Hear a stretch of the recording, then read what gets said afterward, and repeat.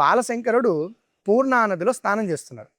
పూర్ణానదిలో స్నానం చేస్తున్న సమయంలో విచిత్రంగా ఒక మొసలి శంకరాచార్యుల వారిని పట్టుకుంది.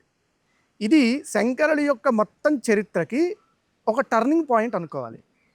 అటువంటి ఒక మొసలి పట్టుకోగానే శంకరులు నీటిలో నుండి అరుస్తున్నారు, అమ్మా ఒక పెద్ద మొసలి నన్ను పట్టుకుంది, బహుశా నాకు మరణ సమయం ఆసన్నమైందేమో అనిపిస్తుంది.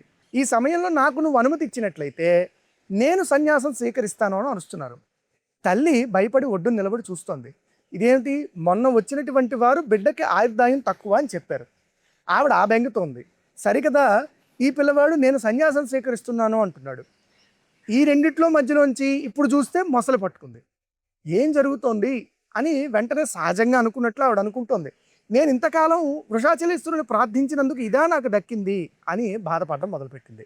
శంకరుడు ఇంకా గట్టిగా లోపటి నుంచి బిగ్గరగా అరుస్తున్నారు, అమ్మాయి మొసలు నన్ను ఈడ్చుకుపోతోంది, నువ్వు అనుమతి ఇచ్చినట్లయితే నేను సన్యాసం స్వీకరిస్తాను అని మరల కేకలు వేస్తున్నారు.